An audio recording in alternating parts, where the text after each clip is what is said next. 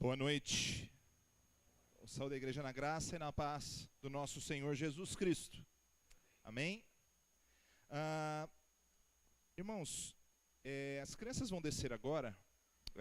Podem descer para suas classes, todas as classes. Podem. Vou pedir que o Mateus. Cadê o Mateus, meu irmão? Mateus, dá uma corridinha aqui.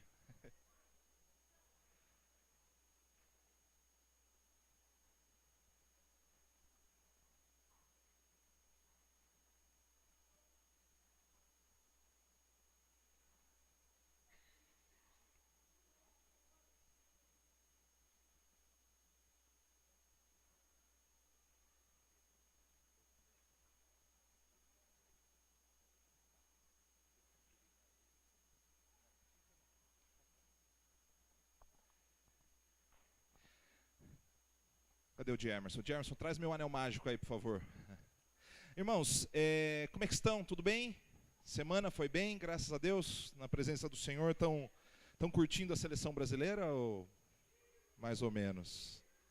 Estão gostando da Alemanha, né? Gana, né? Mas é um mês bastante atípico, né? Um mês diferente, em que a nossa preocupação, os nossos olhos, eles estão voltados para um momento de diversão, e a gente não pode ser 100% contra, né, a Copa do Mundo, mas é um momento que, comumente, nós temos a tendência de nos distrairmos de algumas outras coisas que são fundamentais para a vida. Não tem nada demais se a gente, em algum momento, a gente muda o foco da nossa vida para uma direção. A grande questão é que muitas vezes nós temos distrações permanentes, né? Uma vez é a Copa do Mundo, outra vez é a eleição, depois outra vez é a preocupação que você tem com a formatura do seu filho, depois é a preocupação que você tem porque você está numa semana de provas. E a proposta do nosso estudo no início, a esperança, era voltarmos às questões fundamentais. Era voltarmos à essência de tudo, à razão de viver, voltarmos àquilo que realmente tem valor, tem significado, aquilo que tem peso de glória para aquilo que a gente faz na vida. E como cristãos, nós entramos numa rotina também semelhante como a de qualquer pessoa. E a diferença é que nós colocamos, diferente de outras pessoas, nós colocamos mais um compromisso na nossa vida. Não sei se você já parou para pensar dessa forma, mas nós temos trabalho como uma pessoa comum, nós temos responsabilidades com os nossos filhos como uma pessoa comum, nós queremos ter o nosso momento de lazer como uma pessoa comum. A diferença é que às vezes, uma ou duas vezes por semana, a gente acaba tendo mais um compromisso, e esse compromisso muitas vezes se torna simplesmente mais um compromisso. Sendo que, na verdade, o encontro que nós fazemos aqui deveria ser a coroação de uma semana em que nós pudemos desfrutar daquilo que Deus tem para nos conceder diariamente, né? Sermos cristãos em tempo integral. E não no sentido de cobrança, mas a dificuldade, às vezes, que nós temos de reconhecer o grande privilégio e a grande fonte de bênçãos que é estarmos prostrados diante do Senhor. Aquilo que realmente é relevante. Ontem eu estava falando para a Carol, tentando explicar um pouquinho sobre o que é honra, no sentido de honrar os pais, né? E eu falei para ela assim: filha, quando você vê um súdito chegando na frente do rei, pense num filme, num desenho que você assistiu, o que eles fazem? Papai, eles se ajoelham. Eu falei, aquilo é um símbolo externo de uma suposta honra que se presta e reconhecimento de que aquele ser que está ali sentado no trono, ele é soberano. Quando a Bíblia diz que nós devemos honrar os nossos pais, ela não nos convoca a nos prostrarmos diante deles, mas nos convoca a tratarmos os nossos pais com o devido respeito, com o reconhecimento de autoridade e dando a eles realmente aquilo que lhes é devido. Quando nós pensamos no nosso relacionamento com Deus, não existe nada melhor do que nos prostrarmos diante dele. Porque o nosso Deus é um Deus de contradições. E não no sentido de contradições que eu e você temos, mas é o Deus que fala sobre sermos fracos para então sermos fortes, sermos pobres, perdermos tudo para ganharmos tudo, morrer para o mundo para ganharmos vida, né? É um Deus de boas contradições, de bons paradoxos, jogos de palavras. É um Deus que nos mostra que quando nós honramos a Ele e nos prostramos diante dEle e voltamos ao fundamento da fé, nós temos mais coisas a ganhar do que a perder.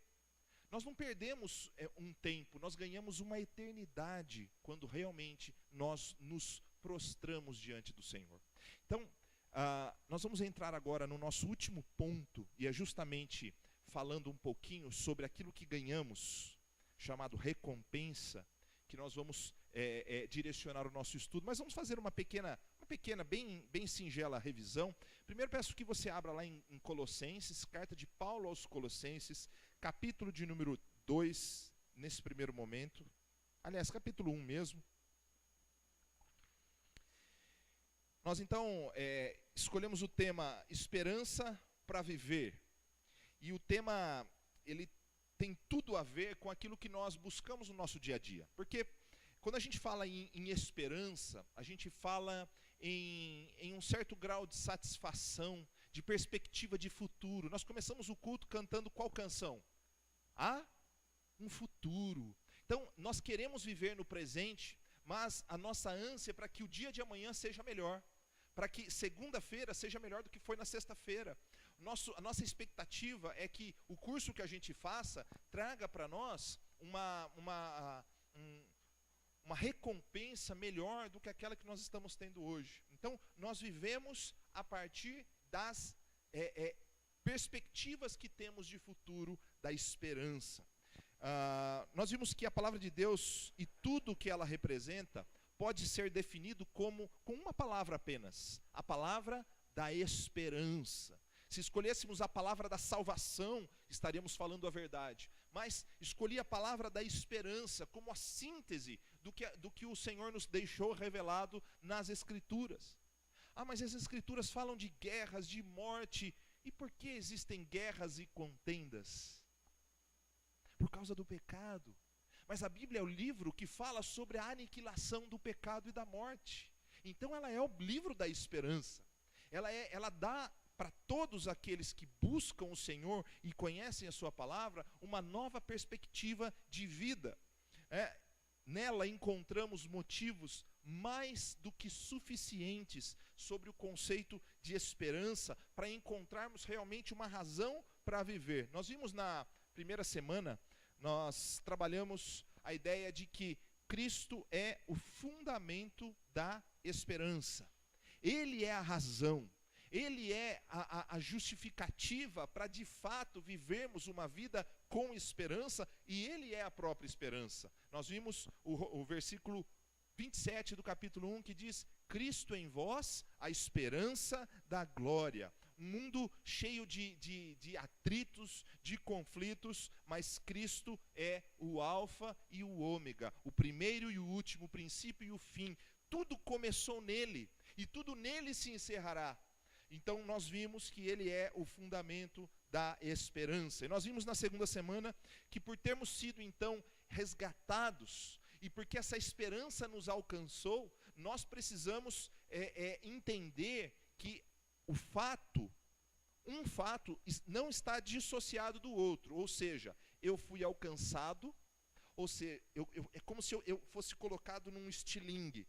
Então, eu encontro esperança e sou enviado para levar esperança. Eu fui resgatado e sou enviado para apresentar uma mensagem de resgate, de esperança. Nós, então, vimos que a missão daqueles que encontram esperança é a seguinte: devemos edificar a igreja, colocando os nossos dons a serviço do reino de Deus, trabalhando pelo aperfeiçoamento dos nossos irmãos, e devemos proclamar o evangelho como forma de expansão da igreja, para que outros possam alcançar a esperança, sempre tendo Cristo como nosso modelo de luta, conduta, compaixão e perdão. Então, a esperança se encontra em Cristo, e quem encontra esperança é enviado para uma missão, a missão de apresentar a palavra de esperança. Nós devemos trabalhar, irmãos, lembra que nós estamos voltando ao princípio de tudo. Lembre-se que nós estamos abrindo mão de assistir o jogo de Portugal, né, Edu? Assistir o jogo de Portugal para ouvir a palavra do Senhor. Nós estamos abrindo mão semana após semana, não porque nos é um peso ou porque nos é mais um compromisso, mas porque nós queremos de fato nos prostrar diante do Rei da Glória que nós cantamos aqui. Aquele que é digno de toda honra, de todo louvor, ele é digno de tudo. Então, lembre-se, nosso Deus de contradições, né? Ele pede que nós morramos para este mundo, para que Ele nos dê uma vida completamente diferente daquela que nós estamos vivendo. Então, é o perder para ganhar, é o se prostrar diante do nosso Deus, honrar o nosso Deus, para que em tempo oportuno Ele nos exalte. Esta é a palavra de Deus, é isso que Ele nos apresenta. Então, hoje nós vamos falar sobre a esperança para viver no sentido de recompensa. Se quiser congelar um pouquinho, pode congelar, e eu vou falar um pouco, não vou usar, a hora que for usar eu aviso vocês. Nós vivemos, por exemplo, num mundo consumista, certo ou errado? Certo? Quantos e-mails você recebe por dia de propaganda? Eu já perdi as contas. Porque eu não sei, tem muita gente aqui que nem usa mais e-mail, só usa as redes sociais. Mas, apesar do e-mail ser um tipo de rede, de conexão, se você parar para observar, 90% do que você recebe é propaganda. Então você tem que ir lá toda hora tentar desabilitar, que eu não receba mais isso, que vá para o lixo eletrônico, que faça isso. É um trabalho danado. Por quê? Porque o mundo é um mundo consumista. E o que acontece? Quando você vê uma promoção, né? 3 dias e meio de loucuras. Mulheres.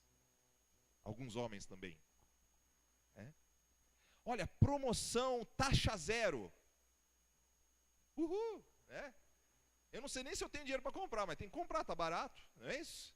A perspectiva mudou de lado. Não é assim, eu vou fazer contas para ver se eu tenho dinheiro para comprar. Eu compro porque está barato. E como diz por aí, está barato pra caramba, não é? Puxa vida, ou seja, a entonação e a propaganda tomou conta da nossa vida. Eu fiz estava fazendo um cálculo. Não sei se você, a cada 1 hora de televisão que você assistir, você vai perder em torno de 20 minutos com propaganda. A cada 1 hora, geralmente. Isso é a média, né? Então, o que você vê? Você vê que a gente está assimilando muito de coisas que não estão necessariamente dentro da nossa necessidade básica, né? O mundo também é um mundo cheio de oportunistas, certo ou errado? Então, se o mundo é um mundo consumista, existem muitos oportunistas, que vão vender, por exemplo, a dieta para você emagrecer 10 quilos em 1 semana. Uhul! Alguém já comprou isso ou não? Ninguém vai levantar a mão, né? Primeiro porque vai se admitir acima do peso, e segundo porque vai se admitir um enganado. Então, o mundo é um mundo cheio de consumistas e oportunistas. Na verdade, eu diria para vocês que existe uma pergunta que norteia a nossa cultura. O que eu ganho com isso? Essa pergunta, ela se aplica a todas as áreas da vida. Quando a pessoa, e não estou dizendo que é você, e não estou dizendo que sou eu estou dizendo que o mundo como um todo, o espírito deste mundo, né? O que ele diz? Ele diz o seguinte: eu vou à igreja? Eu vou. O que eu ganho com isso? É verdade. De uma forma ou de outra, eu tenho que ganhar alguma coisa. Porque se eu não ganhar alguma coisa, aquilo não está me fazendo, não está sendo ilógico. Eu não estou aqui para perder. Então, de alguma forma, eu vou canalizar isso para quê? Eu vou lá porque eu tenho bons amigos. Então eu ganho, eu aguento 50 minutos, 45 minutos, 1 hora, 40 de pregação, por quê? Porque no fundo eu ganho os amigos depois, então é gostoso, eu não tenho onde me relacionar, então a igreja se torna um lugar para eu ganhar amigos. Outra coisa, eu vou à igreja porque aquela banda é fantástica, e tem um violonista lá que é gato demais. Stephanie, não é o seu marido, né? É o outro. É o Baia, né? O Baia que está na outra banda. Ele está solteiro, então a gente pode falar. Então a pessoa vem aqui porque ela vai ficar contemplando alguém. Ela quer ganhar alguma coisa.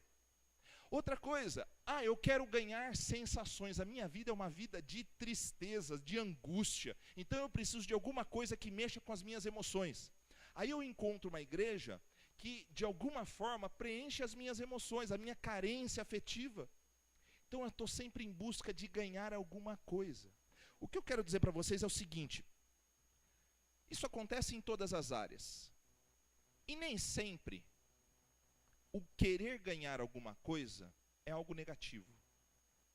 Porque quando você busca uma igreja ou relacionamentos que te tragam prazer, satisfação, não tem nada de mais com isso. Quando você busca um emprego que te traga uma melhor remuneração, não tem nada de mais com isso. Estou certo ou estou errado? Quando você busca o melhor para a sua família, você está querendo ganhar alguma coisa. Então, de certa forma, o que nós temos que avaliar é o que nós estamos buscando como recompensa para a nossa vida.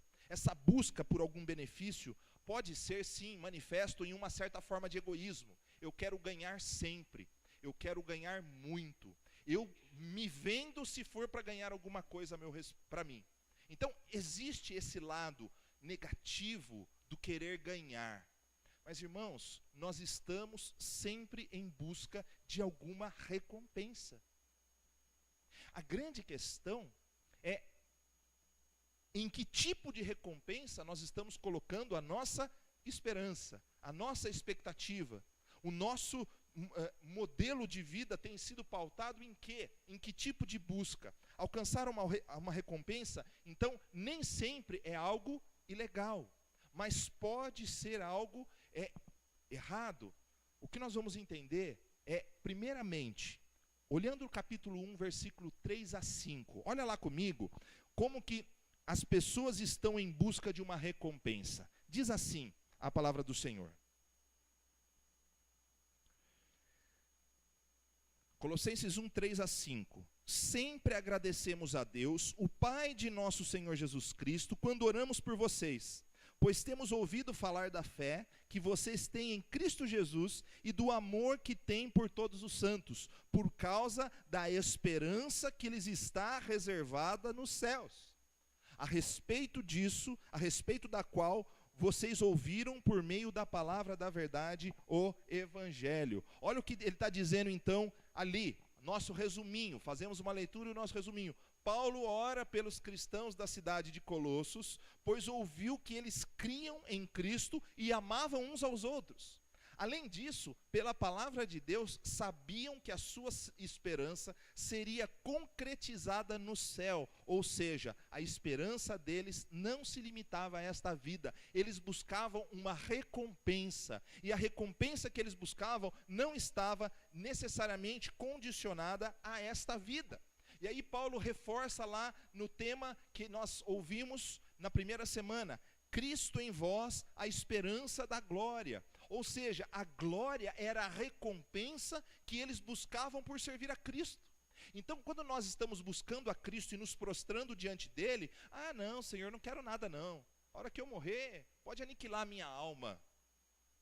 Ou você diz o seguinte, um dia eu quero me encontrar contigo, Pai. Um dia eu quero sentar à tua mesa, estar em tua presença, com todos aqueles que um dia te buscaram. Essa é a nossa expectativa. A glória, na verdade, é a bem-aventurança, o paraíso, a felicidade, a grandeza, o brilho, o esplendor, a satisfação, a alegria perene que nós buscamos. É a recompensa que nós paliativamente estamos tentando alcançar em pequenas coisas. Quem não quer ser feliz? Quem não quer uma alegria perene? Quem não quer o esplendor? Quem não quer a satisfação? Todos querem. Irmãos, eu falo para vocês, na próxima série de estudos que nós vamos trabalhar, nós vamos falar sobre as estações da vida. E quando nós trabalharmos as estações da vida, nós vamos perceber que nós temos ciclos muito parecidos, né? Mas existem momentos que nós chamamos de a noite escura da alma, em que parece que não há nada neste mundo que traga satisfação para cada um de nós.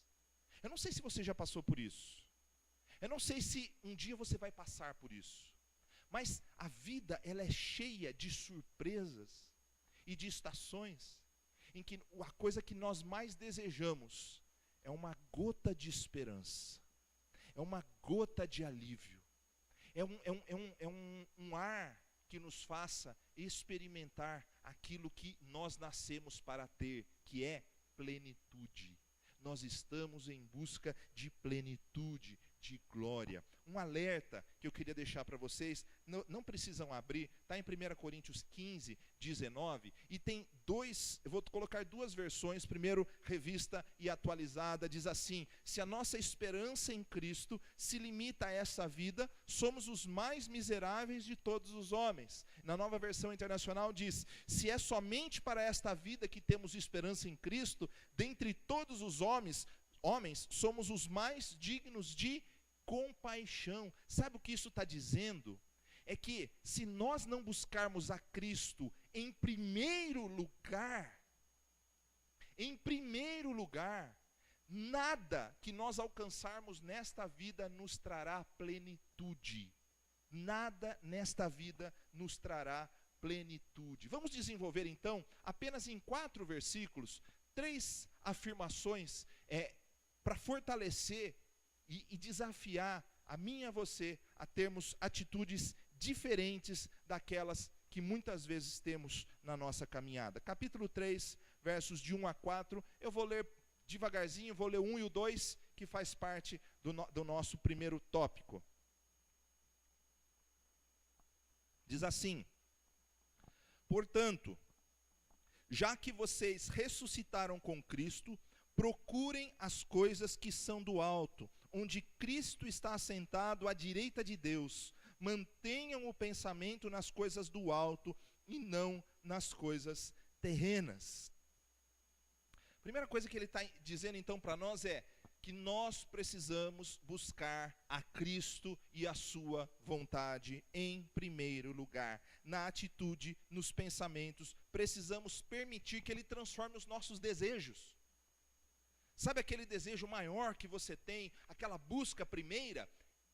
Manda para segundo, para terceiro lugar. Em primeiro lugar é o Senhor. Em primeiro lugar é Cristo e a sua vontade. Pensem nas coisas do alto. Olha o que o próprio Jesus disse em Mateus capítulo 6, verso 20. Vamos ler juntos?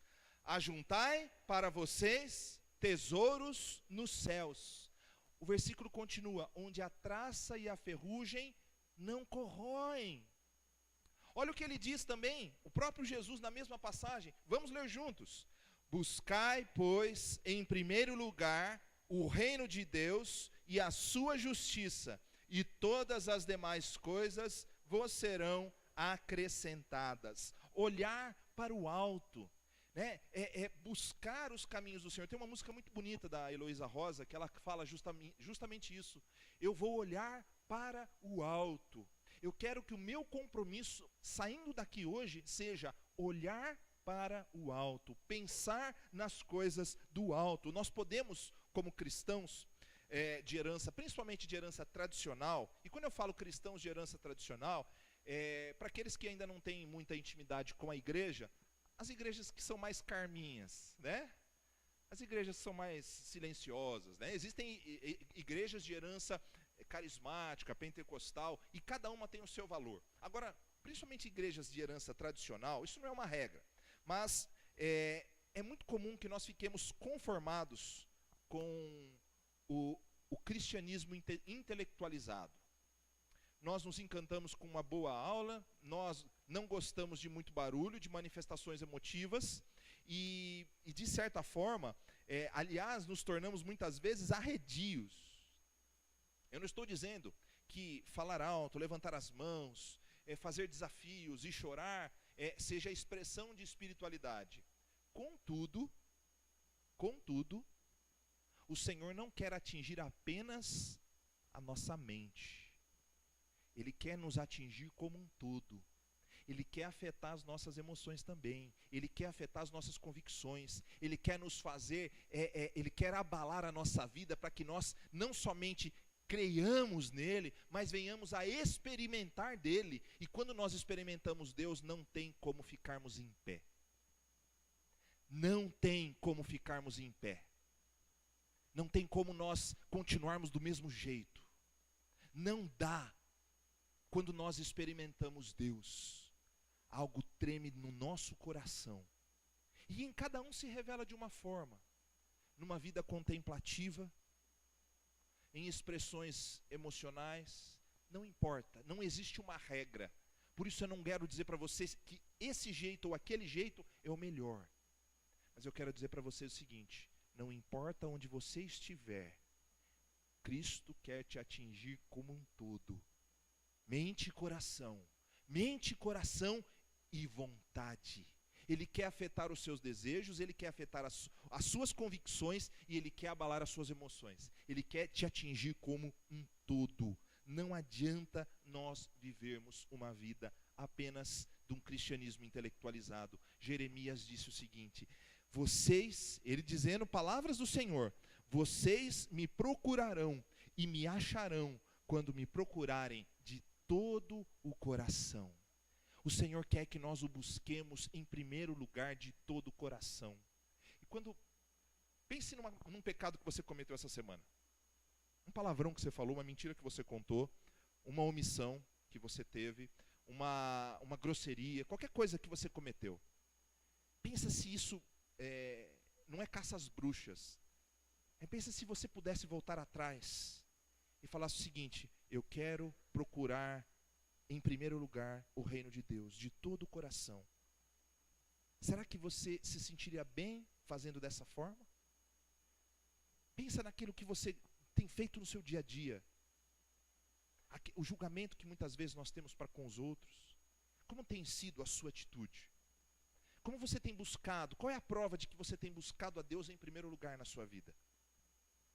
Percebe que é muito fácil para nós julgarmos a espiritualidade alheia. Julgarmos se um ou outro é mais ou menos espiritual. Mas a pergunta é: temos buscado a Deus em primeiro lugar? Vida cristã, irmãos, é sinônimo de entrega. Entrega. Não tem como dissociar. Vida cristã é sinônimo de entrega, honra, submissão, prostrar-se diante do Rei da Glória. Segundo ponto, viver para Cristo é morrer para o mundo. Mas não é quase a mesma coisa? É quase a mesma coisa que estávamos falando. Uma coisa é uma atitude positiva, de buscarmos em primeiro lugar. E segundo, é fazer morrer a nossa natureza terrena. Versículo 3. Pois vocês morreram e agora a sua vida está escondida com Cristo em Deus. O que está dizendo lá em 2 Coríntios 5,17? Como que é? Portanto, se alguém está em Cristo, as coisas velhas já passaram, nova criação, nova forma de viver, uma nova natureza. Ou seja, o novo só surge quando morre o antigo. Então é viver para Cristo, morrendo para o mundo. Quando a Bíblia fala em conversão, nascer de novo, ela está falando em começar de novo, em permitir que Deus forje em nós um novo caráter.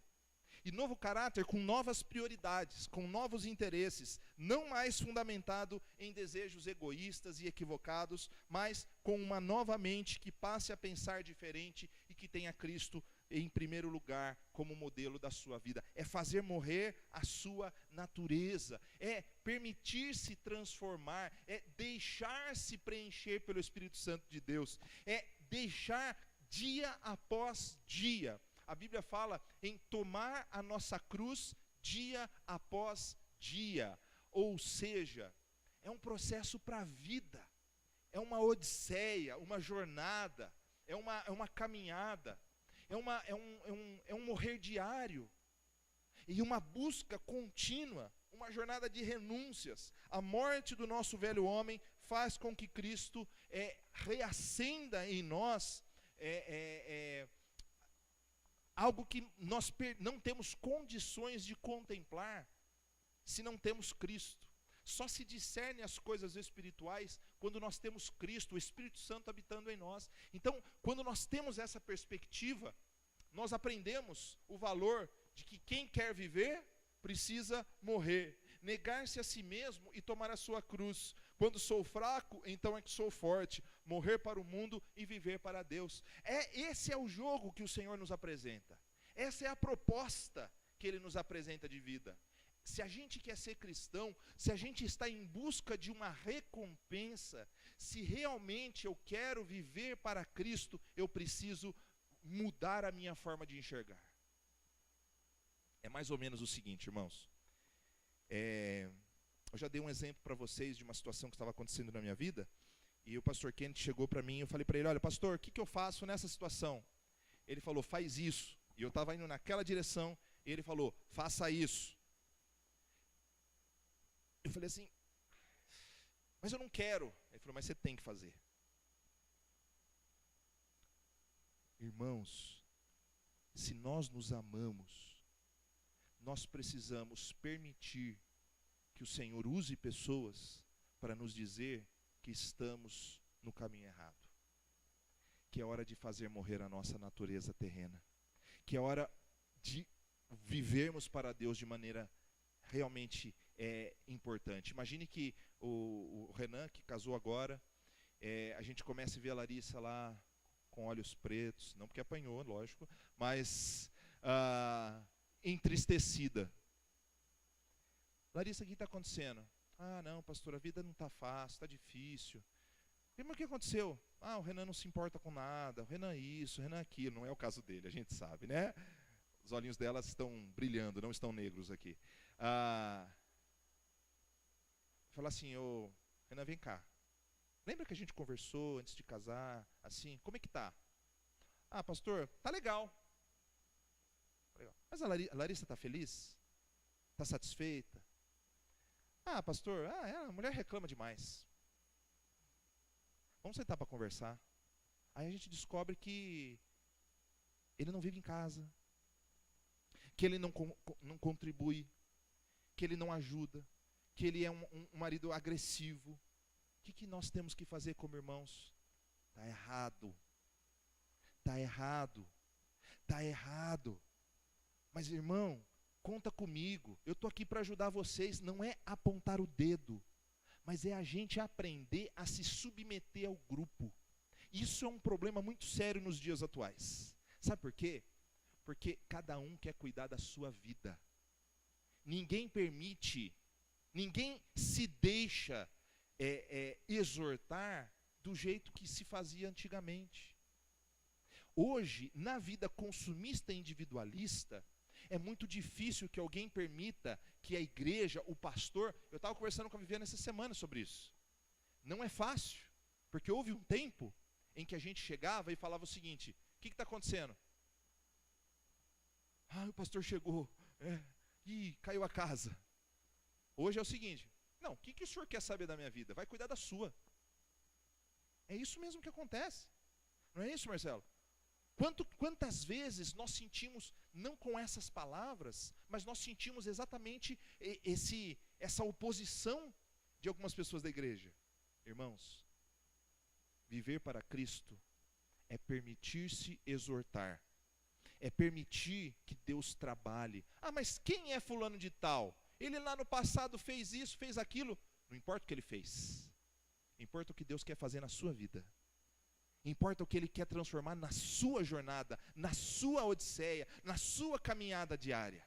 Irmãos, viver para Cristo é morrer para o mundo. Não dá para vivermos uma vida do jeito que nós vivíamos antes.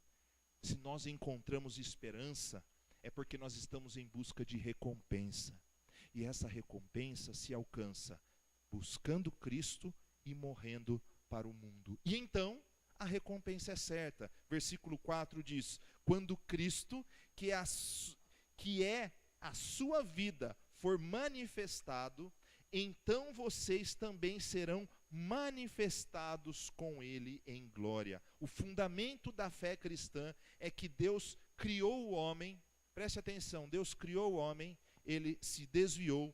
Deus então providenciou um meio de reconciliação e resgate, enviando o seu Filho Jesus para pagar o preço que era meu e seu. Ele nasceu, ele cresceu, ele sofreu, ele se entregou, ele morreu, ele ressuscitou, voltou ao céu e um dia virá buscar aqueles que são seus, para conceder tudo e até infinitamente mais do que tudo que nós possamos vir a pensar. Ou seja, nos está reservado algo que é inimaginável. Os autores bíblicos tentavam expressar, sob inspiração de Deus, aquilo que é a presença do Senhor, com algumas ilustrações, são ruas de ouro, são coroas de glória. Então, tudo aquilo que os nossos olhos e a nossa mente consegue materializar como recompensa, quer seja de ouro, pedras preciosas, de plenitude, se expressou. Mas a Bíblia diz, através do apóstolo Paulo, lá em 1 Coríntios 2:9, que nem olhos viram, nem ouvidos ouviram, nem jamais penetrou no coração do homem o que Deus tem preparado para aqueles que o amam. Olha que coisa maravilhosa. Então, a esperança que nós encontramos em Deus nos aponta para um futuro glorioso, um futuro de esperança. Pense, por exemplo, em algumas dessas expressões. Olha lá o que Jesus disse: estou com vocês todos os dias até a consumação dos séculos. Vou preparar lugar para vocês, para que vocês estejam comigo. Não os deixarei órfãos, voltarei para vocês. E aí a gente vê tanto Paulo quanto Apocalipse falando: vem Senhor Jesus, os seus filhos, Maranata, vem Senhor Jesus, porque tudo começou nele e tudo se encerrará nele. E aqueles que esperam no Senhor anseiam pela volta de Cristo, anelam, desejam, buscam, porque por mais que a gente tenha propostas comerciais, profissionais e sentimentais boas, nada se compara ao amor que Deus tem para mim e para você. Nada se compara. Veja, por exemplo, alguns desses versículos para reforçar: se o que alguém construiu permanecer, esse receberá recompensa. Alegrem-se e regozijem-se, porque grande é a recompensa de vocês nos céus, pois da mesma forma perseguiram os profetas que viveram antes de vocês. 1 Coríntios 3,14 e Mateus 5:12. Hebreus 10:35. Por isso, não abram mão da confiança que vocês têm, ela será ricamente recompensada. E aí, Colossenses, que nós estamos ali, os 3 versos 23 a 24, diz assim: tudo que fizerem, façam de todo o coração, como para o Senhor, e não para os homens, sabendo que receberão do Senhor a recompensa da herança. É a Cristo o Senhor que vocês estão servindo. É a Cristo que nós estamos servindo. Ah, mas vou ser bem sincero para vocês como pastor. Eu não sei se incomoda vocês ou não. Mas às vezes eu vejo um descaso com as coisas de Deus, uma desorganização, uma falta de responsabilidade que dói. Sabe por quê? Não é porque eu acho que as pessoas têm que fazer para me agradar. É que eu fico pensando: Ninguém entendeu nada ainda. Eu acho que eu estou pregando há tantos anos e ninguém entendeu nada. Porque se for para o Senhor, nós temos que oferecer algo mais do que excelente, algo mais do que perfeito, algo mais do que bom. Imagine, por exemplo, se fôssemos fazer uma festa de casamento. Quem vai casar logo vai querer uma igreja tudo desorganizada, um salão desorganizado, pessoas descompromissadas. É isso que você quer? Você vai dizer o seguinte: eu estou pagando para isso. Aí quando a gente olha a palavra de Deus, a gente vê que Jesus já pagou um alto preço. O que nós estamos oferecendo para Ele? Quais são? Ele tem a recompensa de algo infinitamente maior do que nós podemos imaginar. O que nós estamos oferecendo a Ele? Como nós estamos vivendo para Ele? Na vida, irmãos, nós temos dois tipos de motivação. A motivação exterior, né, extrínseca, ou a interior, intrínseca. As duas são importantes. As duas são importantes, as duas têm o seu valor. Mas apenas a motivação interior é capaz de dar durabilidade ao nosso relacionamento com Deus. Porque eu posso ter uma igreja fantástica, com grandes pregadores, grandes músicos, e isso vai ser muito bom para você. Então você tem aquela motivação exterior. Puxa, eu vou lá porque aquela igreja é fantástica. Legal. Mas a verdadeira motivação é aquela que brota de dentro. É aquela que Deus colocou em nós. É aquela que nós dizemos o seguinte: ainda que a figueira não floresça, ainda que a vide não dê o seu fruto, né? Ainda assim eu confiarei no Deus da minha salvação, porque Ele é o meu fundamento, Ele é a razão de eu existir. Vocês estão servindo ao Senhor, nós estamos servindo o Senhor. Nós vimos, está congelado aqui? Passa para frente aí para mim, obrigado. Nós vimos então, na primeira semana, que Cristo é o fundamento da nossa esperança. Nós vimos que os resgatados são chamados para resgatar aqueles que não têm esperança. E hoje nós vimos que a esperança será recompensada. A vida cristã não é só luta e sofrimento, mas alegria, paz, eternidade e glória na presença do Senhor. O que você vai oferecer para o Senhor hoje? Feche seus olhos. Baixe sua cabeça.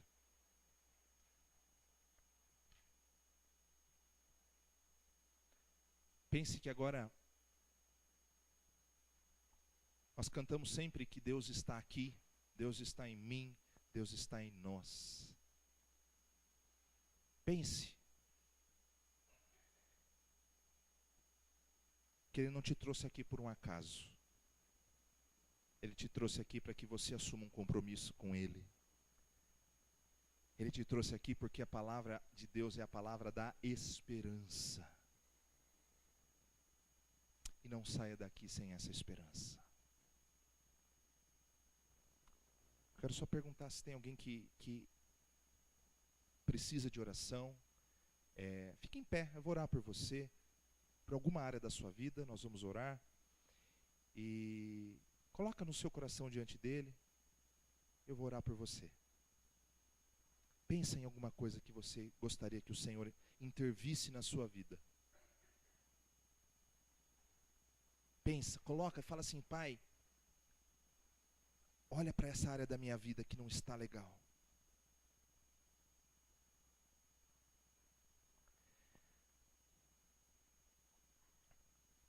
Senhor, num ato simbólico, nós estamos agora nos colocando em pé diante do Senhor, para que o Senhor esteja olhando para os nossos corações, olhando para aquelas áreas da nossa vida que muitas vezes não te agradam 100%. Nós às vezes não sabemos exatamente como proceder, ou às vezes resistimos em proceder corretamente. Pai, mas obrigado, porque apesar de tudo isso, não são as nossas obras e os nossos méritos que nos levam à Tua presença, mas é por causa de Cristo, nosso Senhor, o nosso Salvador. Obrigado porque Ele é a razão da nossa existência, Ele é o fundamento da nossa esperança, Ele nos envia a uma missão de resgate e Ele nos promete, Senhor, a grande recompensa. Obrigado porque nos dá esta palavra de esperança. Pai, reacende dentro de nós a alegria da salvação, o prazer em te buscar, o prazer em te servir. Reacende dentro de nós, Senhor, o desejo de nos prostrarmos dia após dia diante do Senhor, que é a nossa esperança. Pai, tira de nós, faça morrer a nossa natureza terrena, que nós possamos buscar a Cristo em primeiro lugar e sabemos que todas as demais coisas nos serão acrescentadas. Pai, que a nossa mente seja transformada, que o nosso caráter seja transformado, que tudo aquilo que não te agrada seja vencido e que acima de tudo esteja o nosso Senhor e Salvador Jesus Cristo, o primeiro e o último, o princípio e o fim, o alfa e o ômega, aquele em quem nós temos a verdadeira esperança e no nome de quem nós oramos agradecidos. Amém e amém.